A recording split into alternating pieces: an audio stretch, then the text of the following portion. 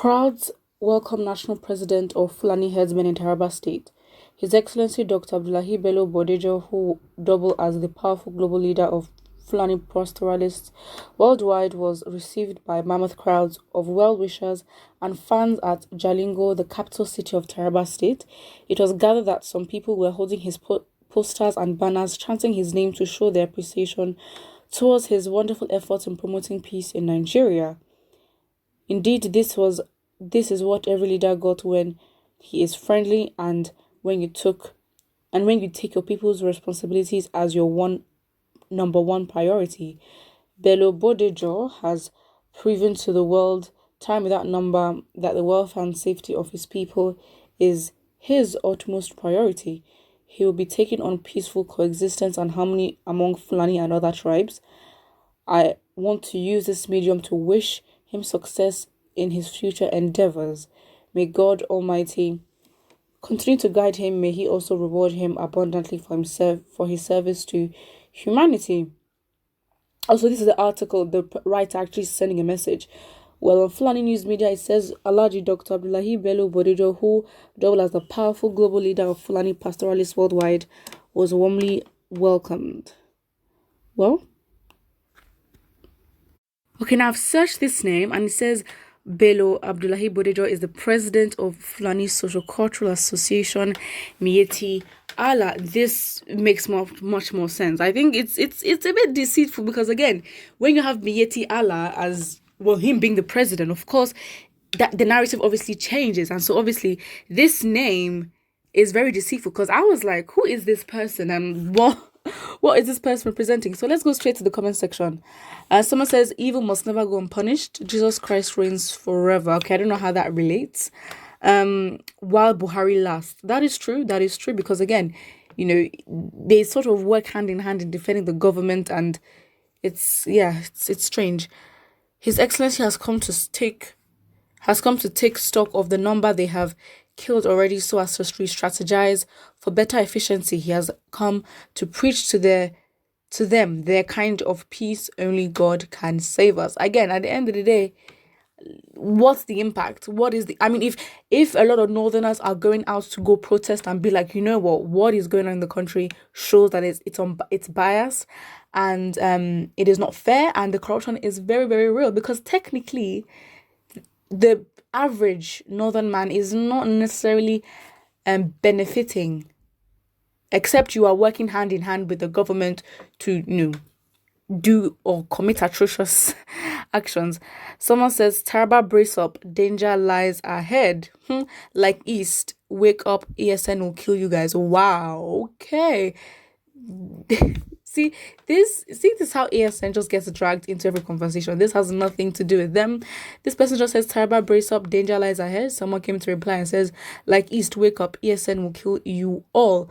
Well, the fact is, I think that the ESN has been effective in trying to get rid and sort of cleansing the eastern part of Nigeria from Fulani herdsmen. And honestly, it's very tactical to see, or well, my opinion is it's very tactical to see that it's very intentional that the infiltration of the eastern society to cause mayhem through the north is being tackled by the ESN. And of course, for the fact that the government is against it, the fact that a private organization is doing your job, I guess they'd be happy because it's not their funds, it's not their people, it's not anything. Nothing is going out of their pockets to make sure that the eastern people are safe. And ESN is doing it for free, and the government is already quaking. Someone says, Fulani Muslim terrorist and bandits leader, useless animals. Wow. Taraba State has welcomed the chief killer. That means more death in the state. I think one major problem is that the docility, not that the south is not docile, but like in the north, it's even worse because what they're going through, that cannot go through in the south. And do you think that the south would not flip Nigeria upside down? Because the killings are happening there, the attacks are happening there, the negotiation with bandits are happening there. Infrastructure is absolutely poor. The southern part of Nigeria is poor as well, but then theirs is literally below it's in a minus area. It is absolutely poor.